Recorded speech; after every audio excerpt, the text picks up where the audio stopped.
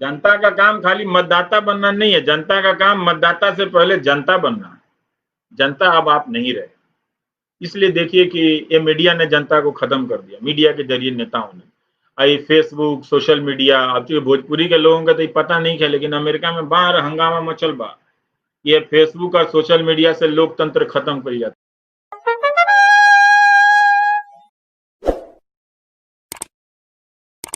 बात साफ कहता नहीं, तालाबंदी काहे कैले केहू नहीं खे जाना। 3 महीना बंद करके सब केहू के नौकरी चल गई, केहू के सैलरी ना बढ़ल, केहू के कम हो गई, अमनियों के घट गई, पत्रकार लोग के भी नौकरी गई। मिली अब दोबारा केहू के ना मिली। ये लोग मंत्री लोग के का कोनो कष्ट होता, ये लोग को कोनो कष्ट नहीं है। जानते नहीं एगो बात, एगो एमएलसी बनल, फिर विधायक बनल, फिर लोकसभा का चुनाव जीतल और राज्यसभा भी पहुंचल, तो 4 जगह से पेंशन मिली। ये कहत रहे, लेकिन एमएलए और एमपी का तो पेंशन मिलेला, बाकी सरकारी कर्मचारी के नाम। इतना लड़का लोग ट्विटर पर आंदोलन चलौलक, का भाई कुछ रिजल्ट ना। 6-6 महीना में योगी जी कहले दखल जी, बिहार में बड़ा आराम से कहले नहीं जी, जाई ना जो ना कौशल केंद्र खुलल बा, जाके देखत का नहीं की अपना जिला में, देखी ना जाके बताई तनी अपने कॉलेजवा का हाल बताई। 4 साल से ये कॉलेज के लेके हाल में कस्बा में लड़का लोग पढ़ी ना, सब कोई दिल्ली आ जाई। अब कहाँ दिल्ली ठेकाए के वो केहू के ना, दिल्ली भेटा ही ना केहू के, खत्म कहानी। और टीवी पे यही से सुशांत दिखाओ तरह सन। अब उनको बात नहीं किया, वो तो कहानी कहीं चल गई, एंकर गरियावे में लागल बड़ा सन। वो भाषा है, भाषा वो अपना घर में सिखाए लड़का फिकर के बोली, वो तरह से रउआ सामने लड़का बोले लगे, अच्छा लगी बजाय को नहीं नानू।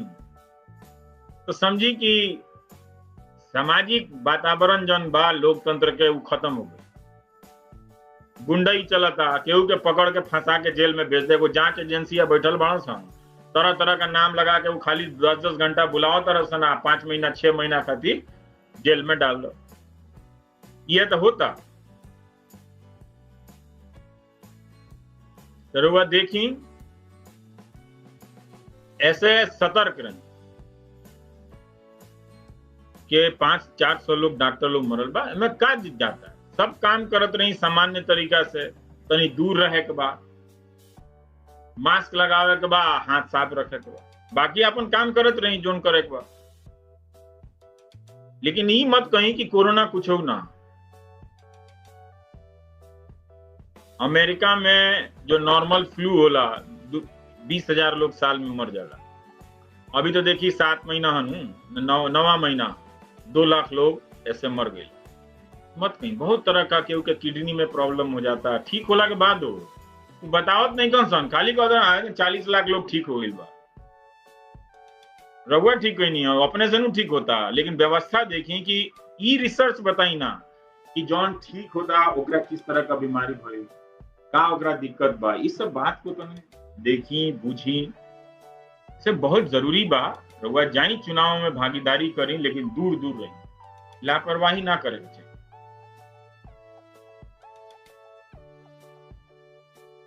ना तो कह दे प्रधानमंत्री जाके टेलीविजन पे कह दे कोरोना वोरोना कुछ हो ना, का नहीं कन कह, एको बार नहीं कन कहल।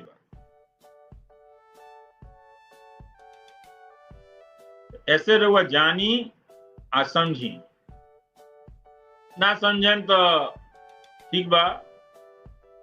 हमनियों के कौन भाई दिन भर पढ़त रहे, एकरा के उठा के जेल में बंद करो, ओकरा में बंद कर दो भाई, जाओ ना, कितना दिन डरा डरा कर रहेगा, जेल में ले चलो, फिर रख दो।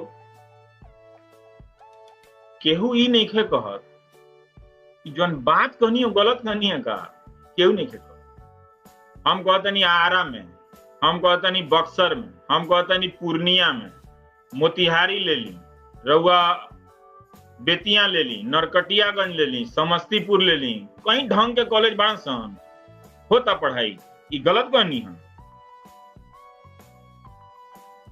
ये कब ठीक हुई, कहियो से देकर ठीक करे के शुरुआत होगे कि चाहिए ना, तो कहियो ठीक ना हुई। एकर रिजल्ट का भई? एकर रिजल्ट भई कि मान ली कि सबके तो दिल्ली ना भेज सकेला, तो जानबूझ के ओकरा के इहे लायक, इतने लायक बनावे के रखे के बाद कि 5,000 का नौकरी कर सके, है नु?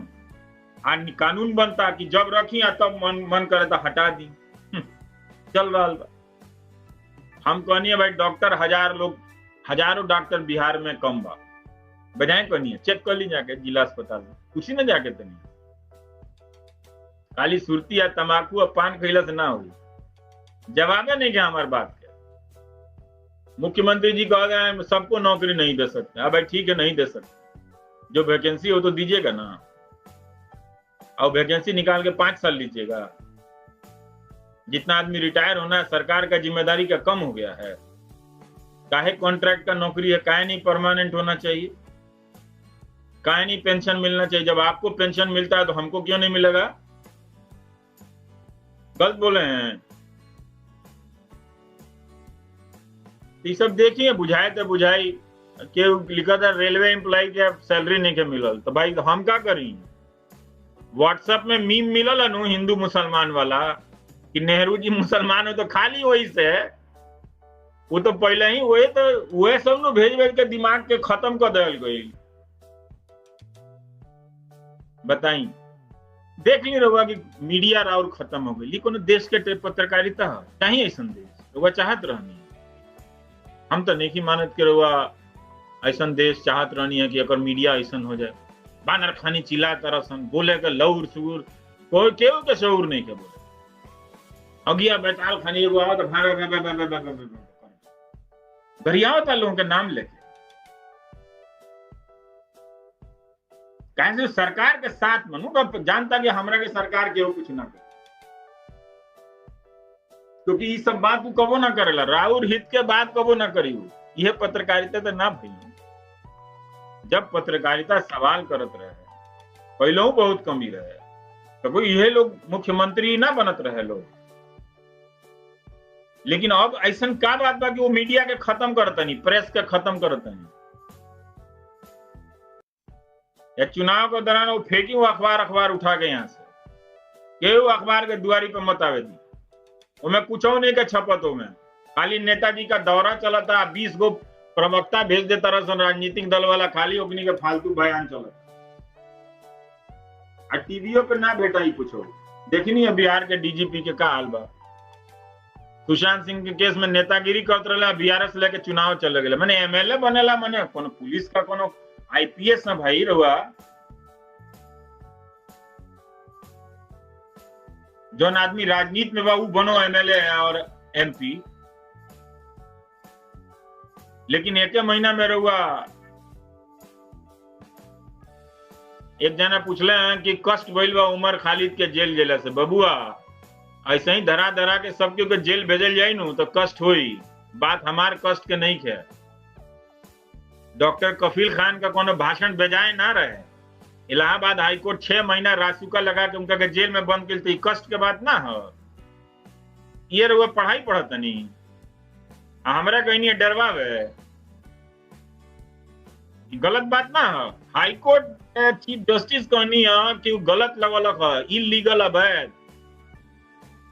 तो रहुआ चाहत नहीं कि कलेक्टर के इतना छूट मिल जाए कि केहू लड़का बबुआ पे रासुका लगा के 6 महीना जेल में बंद कर दे। ऐनी नेतागिरी बतिया हमरा से, बात ना बुझी हम का कहत नहीं। खाली उमरे खालिद के साथ होता, इनके साथ ना हुई। हाल बा भाई, कोनो बात के ले जाई तो उमर खालिद के ले जाई, तो भाई उमर खालिद के साथ गलत तो भइल ही बा। कफील खान के साथ गलत नहीं क्या भइल? कहीं धरना प्रदर्शन कई तो सारा किसान लोग देशद्रोही हो गई। अब तो आई नौकरी खाती जब ट्विटर पर आंदोलन चलाओ तो ये लोग देशद्रोही हो गई। कमाल के बात बा भाई।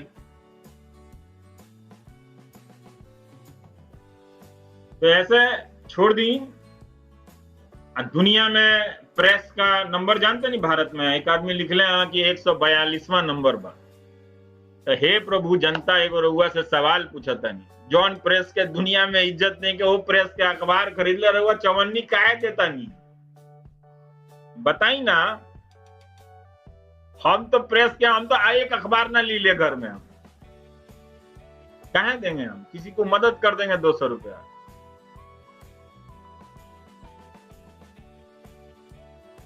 जिस अखबार में आवाज ना हो जनता की,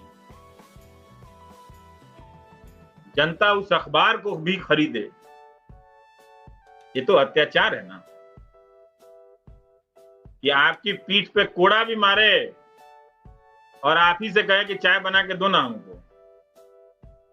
बाप रे बाप, ऐसा गुलामी मत करी, चीज के समझी और जौन करे के बात ऑन करी। कोई नेता विपक्ष हो ओकरो से पूछी कि भाई ठीक बात, सरकार से कह तरह की नौकरी नहीं कर दे, तू क्या करबो? बताई राउर का प्लान बा? पूछी, मुश्किल मुश्किल सवाल पूछी, तनी पसीना छूटो, चुनाव अनु। विपक्ष खाली चुनाव में आके ये खाली कहला कि नहीं कि हाँ हाँ वो सब वो फेल हो गए। रउआ है तो का बनाए बताई? बनाए कॉलेज, बा बुद्धि, बा क्षमता, जिला जवार के कॉलेज स्कूल नीमन ना हो, राउर भविष्य कबो नीमन ना हो। ऐसे समझी, मुश्किल मुश्किल सवाल पूछी, वोट चाहे जैसे भी दिन, लेकिन ये बात मत कहीं कि कोरोना से कुछ हो ना। मास्क लगा के रखें, अपने भी नेता लोगों का भी चेक करें कि वो लोग मास्क लगौले बा कि ना लगौले। अब बोली चुनाव आयोग अपना अधिकारी जो लोग पोलिंग बूथ में रहेगा वो लोग ला सैनिटाइजर का व्यवस्था बा बाकी ना। तू काहे कही बा? एकर मतलब बाकी वो महामारी से चिंता का विषय बनू। ये बात बुझात क्या नहीं करे वो लोग? 95,000 लोग मर गए भाई, मैं 400 लोग डॉक्टर में कितना बात कही हम।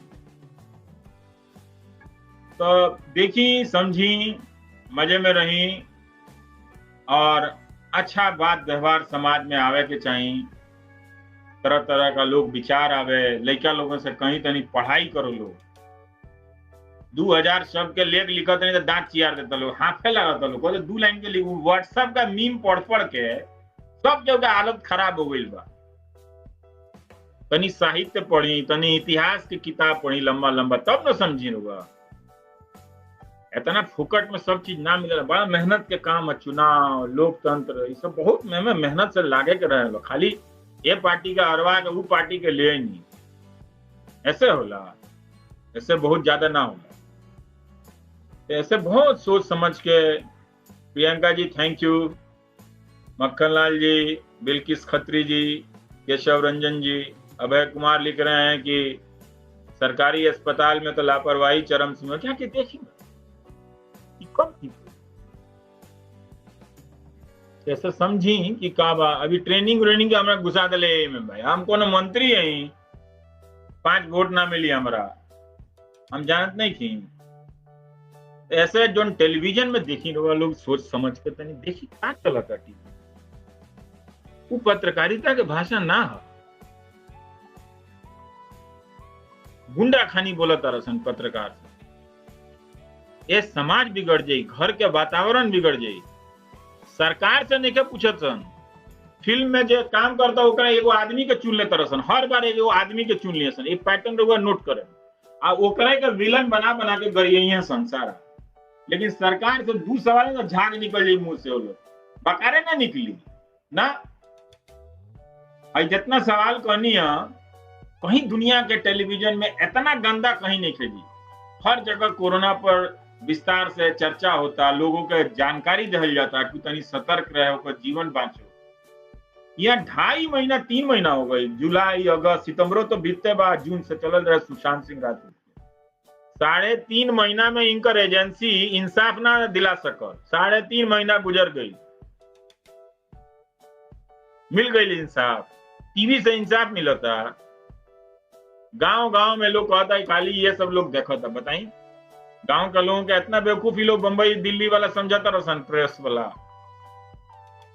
ऐसे बहुत सतर्कता के साथ रहुआ घर में रहुआ और बच्चा लोग कौन सा टेलीविजन देखा था, का पढ़ा था अखबार, बहुत ध्यान से,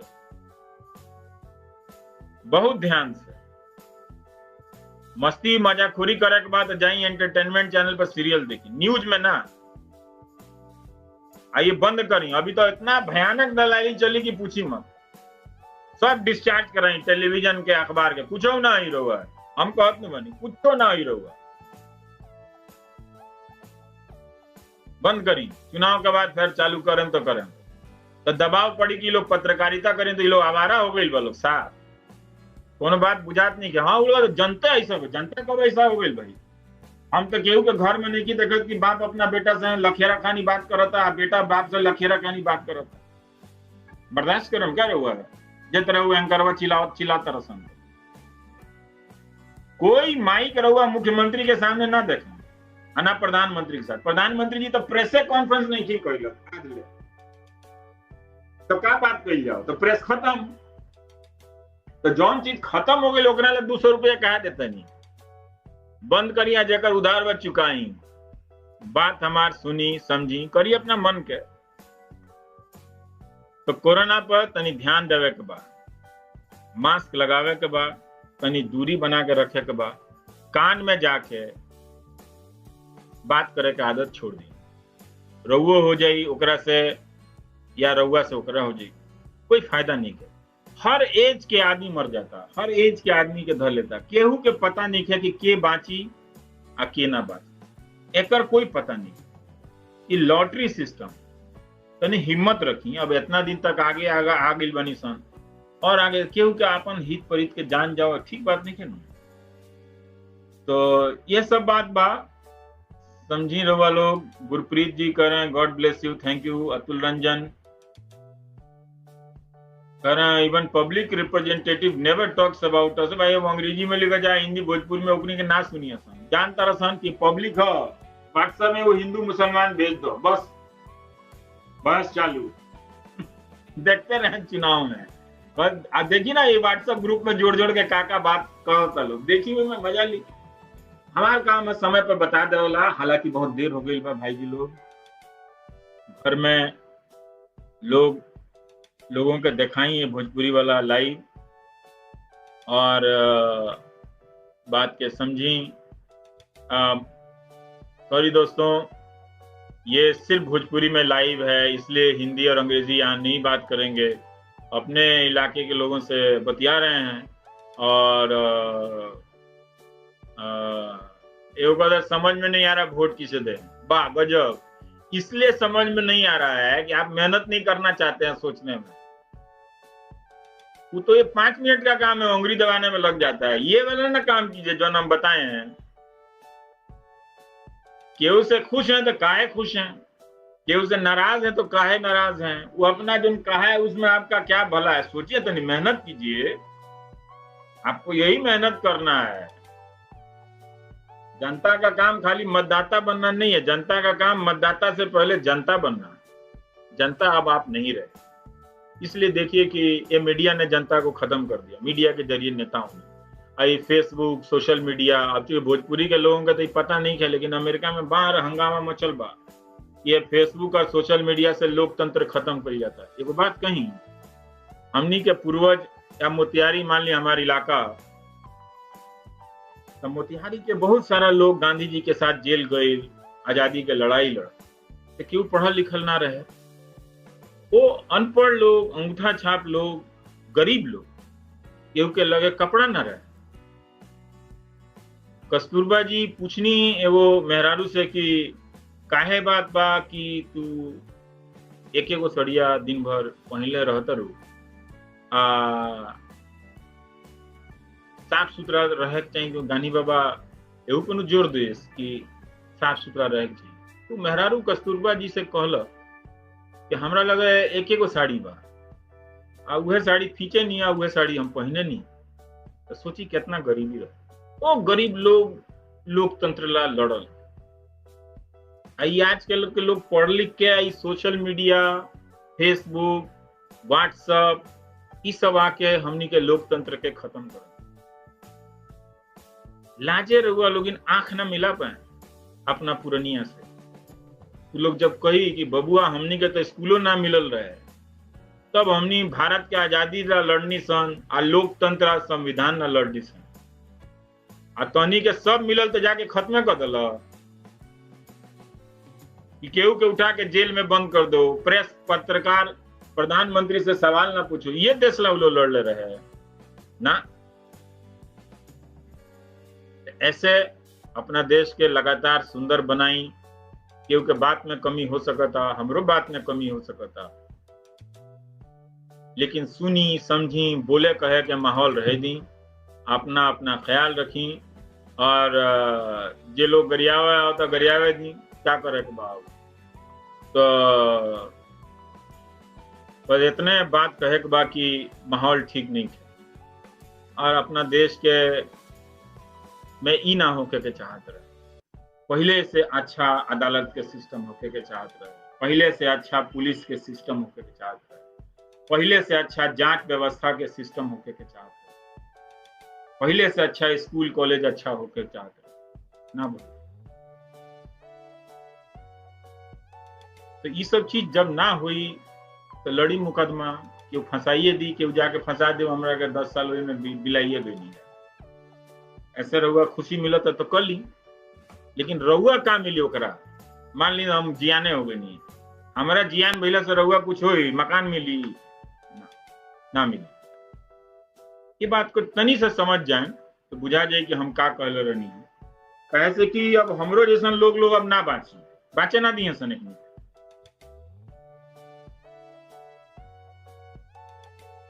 आया में रहुआ लोग भागीदार बने, राउरो अपराध बा लिखाई। बाहुबली के पीछे दौड़े वाला जनता भी अपराधी में गिनाला, बुझनी। तो कम से कम ये आहूबली बाहुबली टाइप के जितना ही बली बड़ा सन्नू एकनी के वोट तो मत दी। हाँ, बजरंग बली के नाम लिया है, सब बाहुबली के भगाई, कहीं एक बली रही है बजरंग बली। आहूबली बाहुबली सब आउट, बजरंग बली के सामने कौन दूसरा बली, बुझाई। तो चली रखत तनी हम गोला दिन रउआ लोगन के, पुरनिया लोगों के हमरा तरफ से प्रणाम कर देम, मतारी लोगों के, बपसी लोगों के, चाचा लोगों के गोला तनी। खुश रही, आबाद रही। जय हिंद।